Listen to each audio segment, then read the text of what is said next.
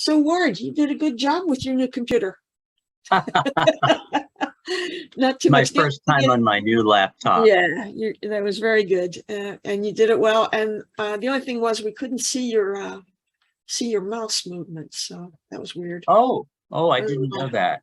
Yeah, we'll take care of that for next time. I could use the laser pointer. Can you see that? Yeah. Okay, I could always do that. Had I known, I would have. Okay, Jim, go for it. Can you unmute? I just was interested in the fact that one of the lectures earlier, Bob had talked about creation being a circle and the infinite being a straight line. Yeah. And of course, the circle under here in figure 24, he uses a circle to come back again to the Ohm point. And that circle is the evolutionary circle. I just thought how that fit so nicely in with that former lecture. That's true, and I hadn't thought of that. And it, of course, relates the form of that diagram, as I mentioned. Yeah, this is the one you're talking, the diagram showing the straight and the circular. But the form of that corresponds to this, with opposites almost matching.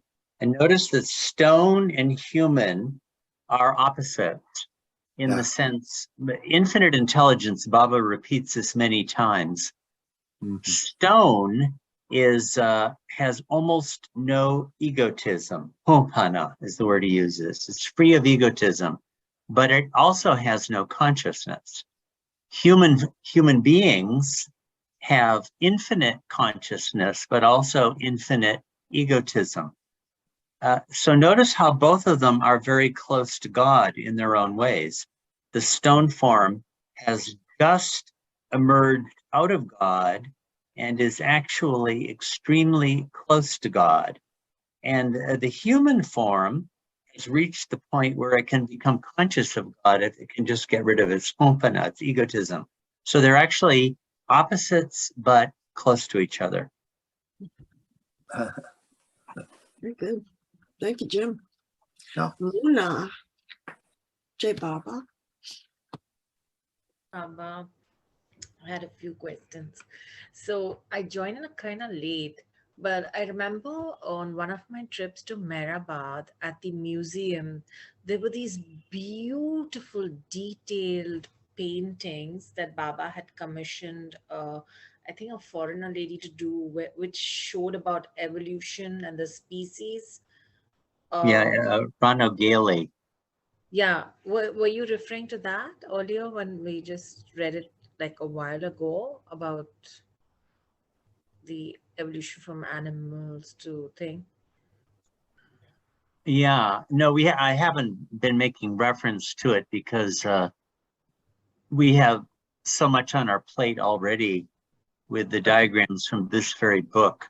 But as the study of this book progresses, it would be the natural way to go to bring in those diagrams and many others from other books, actually.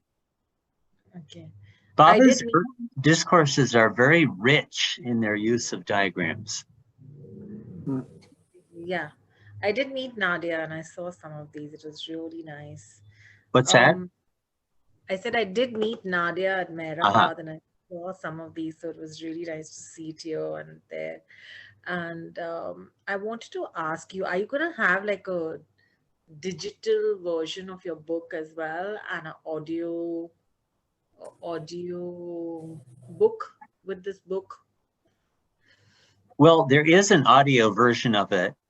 Okay. Half of it already in this very series as an audiobook. We've been reading it. Yeah, maybe there could be in the future. There is, some people are going to prepare a 10-minute video, hopefully to coincide with the release of this. And there is going to be a 7-day program at Mehrabad on it. But yeah, no, this is, I mean, a book like this just invites. This book is particularly exotic, isn't it? It's got all these catchy things. I mean, these explanations, which are so succinct and so provocative, and it's got these wonderful figures, and there's this fantastic history behind it all. It's kind of unbeatable as a combination of those things. So I'm sure there'll be lots of stuff. So far, we've had enough to do just to get this book out, and now to get these presentations, which Cassandra has been central to organizing. Thank you. Ellen Van Allen. Just an observation about the circle versus the straight line. My understanding is that current contemporary physics sees space as curved. So if you continue a straight line long enough, it is a circle within this creation. Mm-hmm. Just a fun thought. Yeah. It is. You see how these same themes that Baba introduces keep coming up? You know, as you get to know this book better, it's very integrated and very rich. Definitely. And it becomes a circle because it goes back and becomes close to where it began. Yeah. Yeah. Okay. Anything else, Ellen? No, that was all. It just struck me so much. I thought I'd share it. You'll Yeah. think of something else. Luftwaffe. I'm not sure how to pronounce your. Yeah, go ahead and unmute, please. You're muted. There you go. Oh, Okay. try again. I'm just wondering, can you hear me? Yes. How can infinite egotism be very close to God? I would Well, have thought the opposite. Yeah, no, it's very close in that it hosts infinite consciousness or infinite awareness. It's through the accumulation of all those sanskaras that consciousness increased to the infinite degree. But the egotism is the thing that stands in the way. It's those clouds that we saw in that figure. Okay, thank you. So you have to become a conscious stone. Baba says that many times in Infinite Intelligence. Stone is almost free of egotism. The only problem is it doesn't have consciousness. So you need to bring, a perfect master is like a human stone with Wow. infinite consciousness, but no egotism.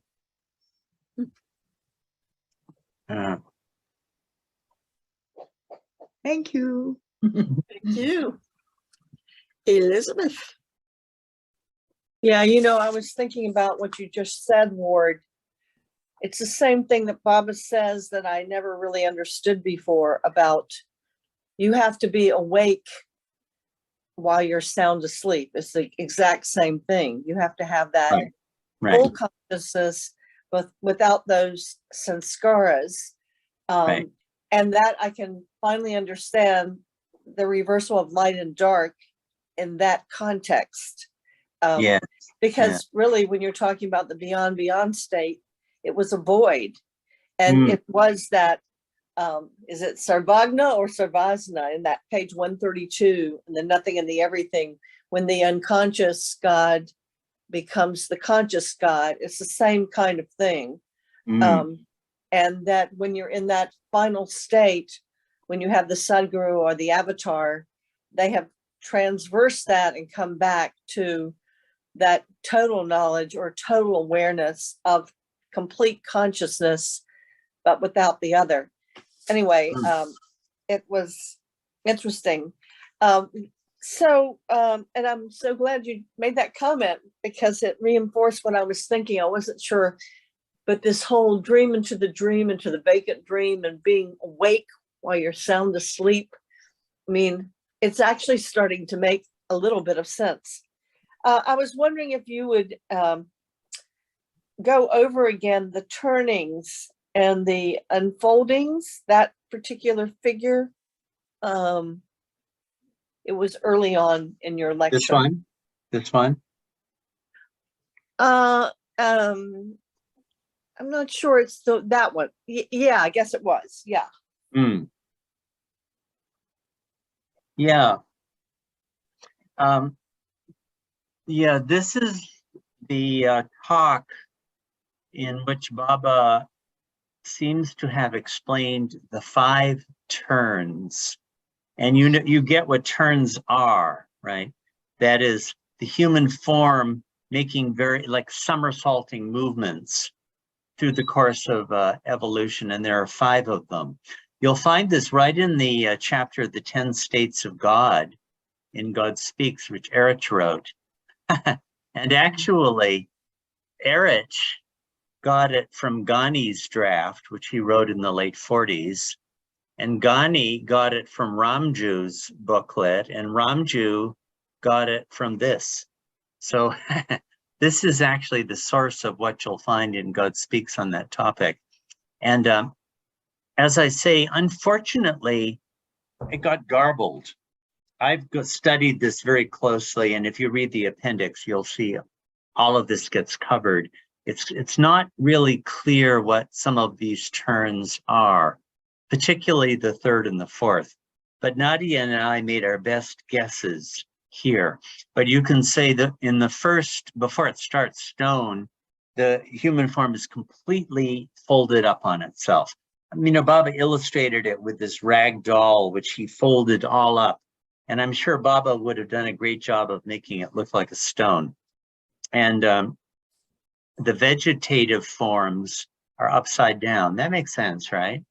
So it's got a vertical posture, but it's an upside down vertical posture. The second turn to worm, I have to say, is a bit counterintuitive to me, but our text kept insisting that a worm's eyes are, the direction of the eyes seems to be important, the direction of the gaze, and its face is turned up. Now, when I look at a snake, I would have thought the opposite. I would have thought it's on its belly. Anyway, that's what our text says. And then, yeah, go ahead. So why is it that you see those golden things, which I think is, I don't know what they are. The some circles have gold in them and some are black. So for example, where you come to bird, Yeah. so I understand that the crab is probably the Barzak. The transitional species that faces first the fish and then faces the bird, so it can go both ways. So there's the flip of the focus, just like with the red hat, the flip of the red hat, just like the flip of the consciousness outward to inward. I see how all that relates. But then he's got the bird, but he's got waterfowl on the inside. Then you've got another point, and the turkey, which I think you said was the Barzak between bird and animal, right? Yeah. So why is there no yellow or golden area for the bird? There's just 2 small dots rather than. Yeah. Well, we used those orange golden circles to mark the end of a turn.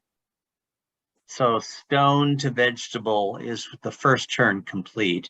Vegetable to worm is the second turn complete. Worm to fish, the third. Fish to animal is the 4th turn complete.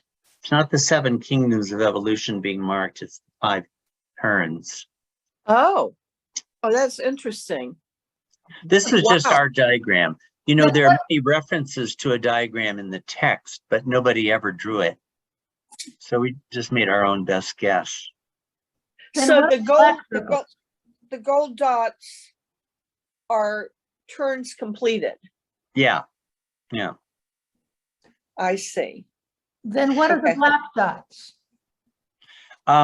Those were we just added those in as significant forms that got mentioned by Baba, like metal form he mentions, or you see the crab form is apparently one of those transitional species, the last of the fish forms. And by the way, this is new information, some of these transitional species, which sometimes get called Barzaks in our Baba culture.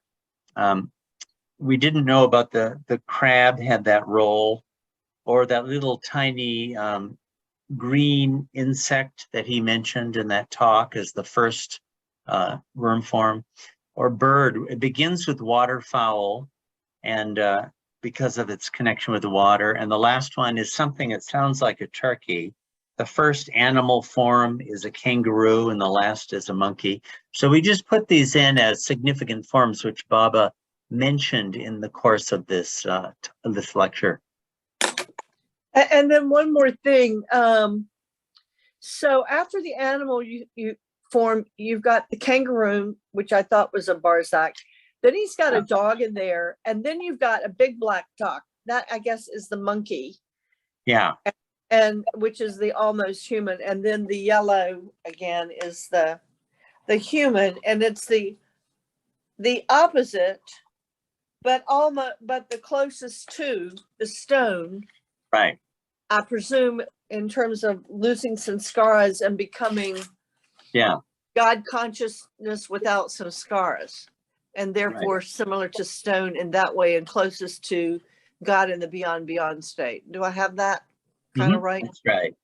That matches this diagram here. So we use this this one we had a source for, as I showed you before, this source down here. In fact, there are a bunch of other sources in later publications. But since we didn't have a source for this, we used that diagram as the basic framing for this one. I'm sorry, which diagram for the framing of which one? This diagram here, which 24. Yeah, which as you can see, we had sources for. So coming up with this diagram where there were no sources, we use that as the basic framework for it. But So put in it's the also- doll, we put in the doll, and we put in a bunch of points for the terns and various other species. So it sounds like the eyes are similar to the whole issue of focus and the red cap and the turns here. And one more final question about this. The worm, I didn't understand how the worm has its eyes up, because when I look at a worm, I thought the eyes were down. I know. That's All what I we can said say is earlier. that's what our text said. Mhm. And then the green insect comes to mind, the green caterpillar. Yeah. Anyway, thank you. There's a kind of a class of insects, I think they're called phasmids. Is that right? I'm forgetting. That look like parts of a plant. So it makes me think that those might be some of the earliest, after vegetative forms, the earliest forms might be phasmids. That's not Baba saying that, it just occurs to me. Okay, Ward, I have some questions about I think it was in lecture 2, where Baba talks about action being necessary on the gross level. Do you think you can find that section? Yeah, 100% Sierra. Yeah. Here we have action. Yeah, the topic of actions. Yeah. It says here in this stage, and scars have emerged in the form of thoughts and desires. The mind should be checked. This notion of action strikes me as really significant in 2 ways. One is that, you have a thought, you might have an impulse until it becomes an action, or until you take some action. It seems to me it isn't fully manifested. Yeah. So there's no Actual progress is to come down to the gross plane. So if you don't put it into action, it remains on the subtle. Yeah, and I think that's important. Even just allowing such sanskaras to emerge in the mind does create new sanskaras, but they're much less binding. They're much lighter and less binding. Yeah. Well, I wanted to, my idea of that is that it is important to do some actions which anchor into manifestation your true self and what you truly believe in. To me, the significant point is that your actions should match your heart. And that makes a big difference. I'm thinking about a very dear friend of mine who is getting ready to move. And I'm encouraging her to take action in the sense of going and looking at places, because action really does stimulate manifestation. In the reverse, though, as you want to withdraw from the gross world, you're trying to stop those actions that keep you linked to the things that you no longer want in your life. So getting rid of stuff is an action that helps to bring you back into a more subtle and eventually a more mental state. That's right. That's my theory. You know, this is the one lecture where Baba really got into this topic. If you check out like God Speaks or the booklet Divine Theme, which was kind of like a prototype for God Speaks in some ways, Baba brings up the topic of sanskaras right at the start. It's very foundational. And in Tiffin lectures, Baba explicitly says that sanskaras are the foundation of his entire teaching. But that hasn't really been the case here. So it really took him, I mean, he mentioned them a little bit earlier, but it really took until this talk, so the sanskaras theory, for Baba really to put sanskaras on center stage. And having explained it here, he's kind of going to go on to other things. So again, I keep thinking, and you know, dealing with sanskaras and the elimination of sanskaras and the binding of sanskaras, that topic is dealt with in this early material hugely in Infinite Intelligence. For those of you who have read it, it's like really, really central, especially that big chapter 11 and earlier. And of course, God Speaks and everywhere else you see it. But it's really the soul bound in reincarnation that has to start to deal with that. How do I get rid of my damn sanskaras? And I noticed that with these boys, he brought it up, but did not focus on it in the same way, although he does for this one lecture, but by and large, he didn't. And when he got to the topic of reincarnation here, you'll see it's just very, very brief. He says almost nothing. And I keep thinking, so this version of the divine theme, we're kind of seeing the divine theme in the series of lectures, right? Haven't been harping on that, but maybe you could see how that's been from creation through, he threw in astronomy also, but evolution and then involution is going to come up. But he did not focus on those things. And I think the reason is his work with these boys was to get them to turn from the gross sphere to the inner worlds, because he wanted to precipitate them onto the planes. So he didn't give much emphasis to these themes, which he usually did emphasize. Well, the interesting thing is that even though he's not emphasizing, he's giving some profound points here. Oh, he is here. Yeah. Yeah. So if you go to the page, let's see where it says right there. Hold on. Where's the page? That page where it says now. Go down further. Now for the mind to revert. No, what page are you on there? I lost my place. I think it's by 27. Okay, this is page 211. We're right opposite the key to 27. It says something about now, as the sanskaras are erased, mind still needs something to yeah. Where is that? I think it's It was the mind needs to be reversed, and that can only be reversed by the Sadguru. That was the point. Yeah. Because we can't do it ourselves. Right. Yeah, notice how quickly Baba gets to that theme. I love when he says, "So, dear chaps." Yeah.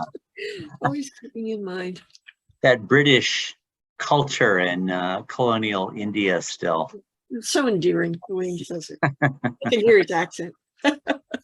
Yeah. Anyway, the only other point I wanted to say real quickly is, it's interesting with the numbers that add up to 106. Mm, They're all factors of the 7 family, but 106 also translates to 7 in numerology. that's right. Yeah. 1 and 6 is 7. Okay, let's see who's next. Mona. Actually, I was Oh, just going I'm to sorry, Mona. Go ahead. I was going to say the same thing. 106 is 1 plus 6 is 7. That was Yeah. 1. And I wanted to know that there was a mention about Masaji. Is he Yeah. still alive? Because I met somebody, I mean, I heard of somebody called Masaji this trip. He died in like 1944, maybe something like that. All right. He was an older man. He was really one of the, maybe the one and only really that I can think of older men among Baba's Mandali. Most of them were Baba's age or younger. He's definitely older. Okay. Yeah. Thank you. Thank you, Mona. Cheryl. Jay Baba. Hey, Baba. Ward, could you address the issue of comparing, contrasting the 7 kingdoms versus the 5 turns?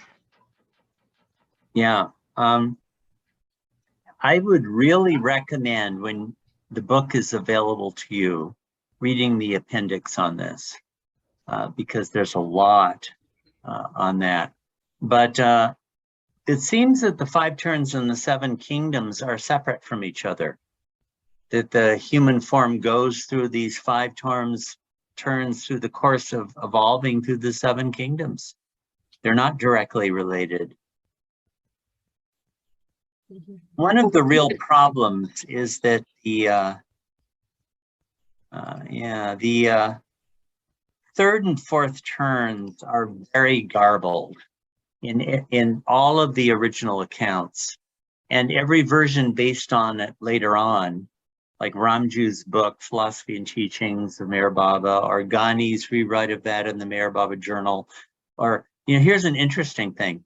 In the late 40s, Baba wanted to do a major dictation to, Dr. Ghani, right? He's probably the one who Baba most liked to discuss things with. And Baba wanted to dictate to him a major book. And then after the new life, when Ghani had died, Baba dictated it to Erich, God Speaks. Now I've lost my train of thought while he was, what was your question again? Well, the kingdom. Correlate the 7 kingdoms with the 5 turns. Yeah, there are about 3 or 4 pages Ghani wrote on a lot of these matters. And then he crossed it all out in pencil.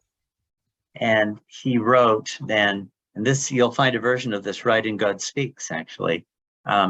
The details of this are extremely complicated. But since Baba says he's dealt with all of it in detail in his book, we will leave it to the book to explain them there. And I think part of the reason Ghani did that was because reading through all of that material, he could see some of the contradictions that were there, some of the confusions. And he thought it'd be better just to cut it all out, even though it had already been there in previous versions of this in the Meher Baba Journal and in Ramju's book.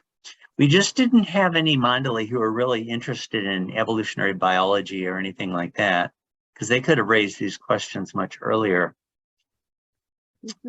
And Ward, can you please stop sitting on the book?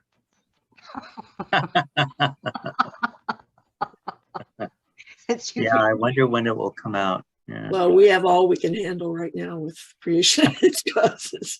Yeah, no, this is a lot. Elizabeth, was there anything else, Cheryl?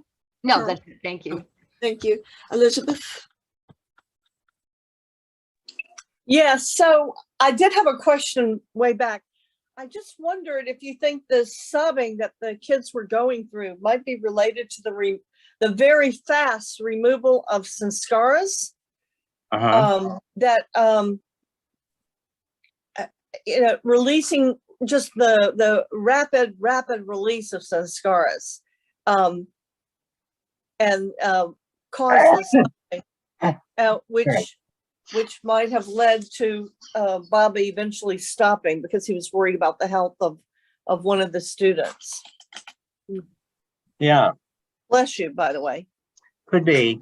I mean, Baba seems like he was engaged in a work of precipitating a lot of these kids into higher experience of the planes.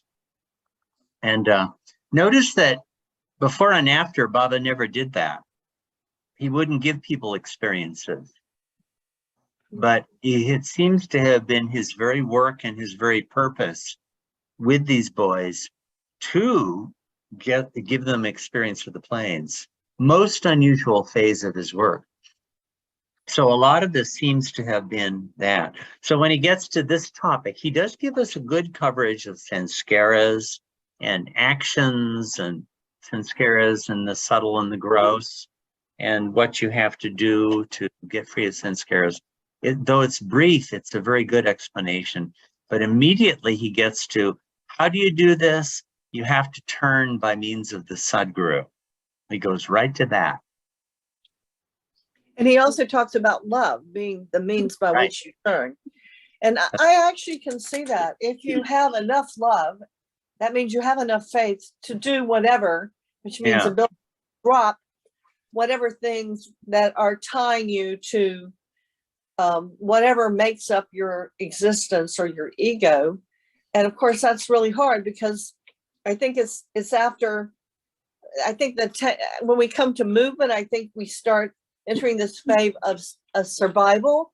Baba mentions the evolutionary phase at which survival becomes important. And I Yeah. think it's instinct, and it's very hard to get rid of that instinct to want to preserve ourselves. Yeah. Yeah.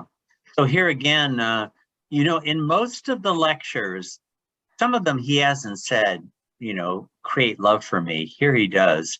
But even when he doesn't say create love for me, he usually at the end of the lectures comes to the point that you have to turn to the higher in one way or another. Here he's done it very explicitly. You need to love me, which means to think of me.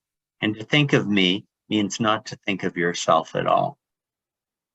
So he always redirects towards that at the end of these lectures.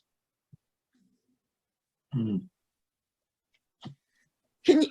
you go back a page, earlier a page? I still am looking for that. There's a paragraph in that discussion.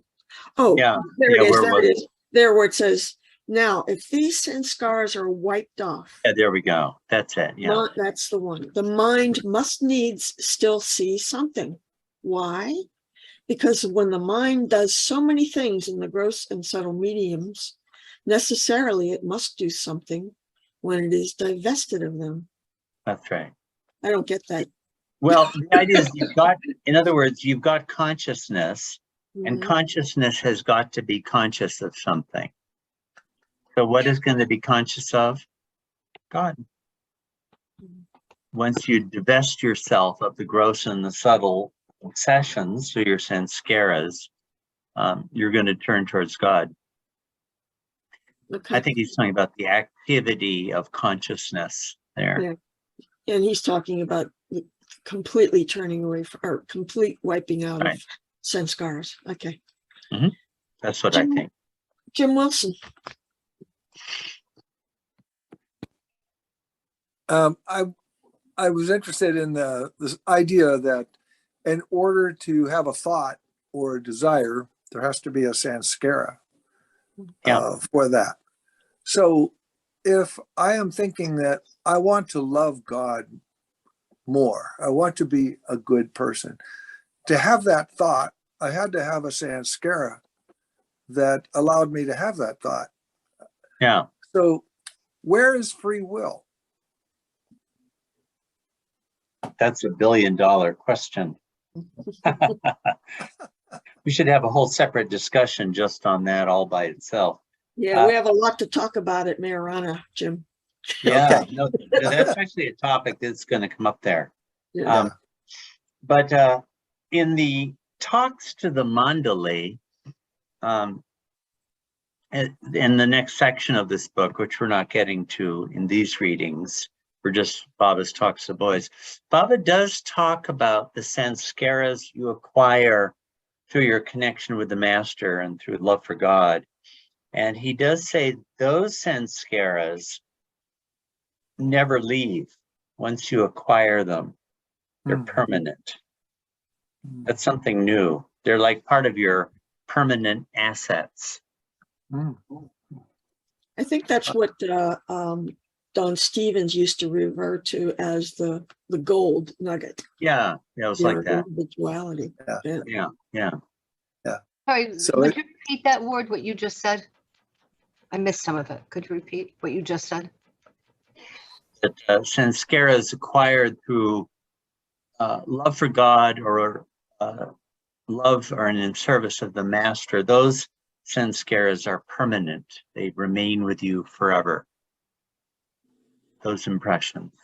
We'll get that, well, when you get the book, it'll be there. That So is talk that- to the Do we monthly. find that in the book? Is that source of what you just said in? Yeah, I'm referring to the next section of this very book. Okay, thank you. There's one of those talks to the Mandali has a lot more about sanskaras. I would like to add an observation if it's okay. Mm. All of these wonderful lectures that are available to us now, I'm thinking about how in the Tiffin lectures and talks in the West and various Sahavas lectures and lectures to the boys and many early talks that overall, like in God's hands, in God's own hand, Yeah. that there's this tremendous accumulation of kind of not so much isolated, but individuated ideas that Baba is bringing forth. Reminds me a little bit of, there was an artist at the college I went to who was a famous sculptor, world-renowned sculptor, Ivan Mestrovic. And he escaped the Second World War and came to the United States and so on. And in his studio, there would be little statuettes, a bunch of little things that he'd be working on. And what he was doing was trying to perfect an idea for a masterpiece. And around campus, he had numerous masterpieces. The one well-known was a Pietà at the cathedral and a wonderful woman at the well scene in the life of Christ, masterpieces. But it was interesting to see how his mind was working and putting together these little statuettes that were kind of going to eventually be involved in a major masterpiece. And that's kind of how I see a lot of what we're dealing with, is that the masterpiece, of course, being God Speaks. And once you really read in God Speaks and get really familiar with it, you see how all of these little pieces that we are discussing now, Baba has been creating a whole atmosphere for his final masterpiece. And it just gives such a wonderful glow to God Speaks. All of this just is amazing. Thank you, Jim. Isn't it interesting with these early, I mean, we have 3 or 4 major bodies of stuff from the 20s now, which we didn't have before. Infinite Intelligence, Tiffin Lectures, this, and In God's Hand also. And I mean, each of these 3 are, I'll leave In God's Hand out, it's kind of its own case, but they're very different from each other, actually. And they cover very different subject matters. I mean, Infinite Intelligence is dealing with a different subject matter than all of this, but look at how rich it is. Actually, just looking at the series, have you noticed how much ground Baba is covering with these kids? He didn't just bring up an idea and then harp on it for a month and a half. Every lecture, he's bringing in major new topics. Well, with that word, I think I'm going to stop the recording unless somebody has a new question that they didn't get to and they think would be useful to all of us. I will stop the recording. Give me a moment and then we can have a little more discussion. Before, The Beloved's Prayer. So if Okay. you want to unmute yourselves and join us for this, please do. Then I'll stop the recording and we can hang out a little while after that. Beloved God, The God, help help us us all all to love you to more love and you love you more and more and more, more and more and and more and more More and and more. still yet yet more more, Still yet more. till we we become become become worthy worthy of union with you, with you. and And help and us help all us all to hold to hold fast Hold fast fast to to Baba's Baba's Dhamma Taman until till till the the very very end. end. Avatar Avatar Meher Meher Baba. Baba Ki Ki Jai. Jai. Ooh, Right. Let you me- all. Thank you, Ward. Thank you, Cassandra, and everyone. Thank you. Thank you. Everybody, did you find this interesting, this stuff? Because I certainly do. Oh, man. Oh, yeah, fascinating. But I keep reminding myself that this is an explanation of illusion. Uh-huh. Mm-hmm.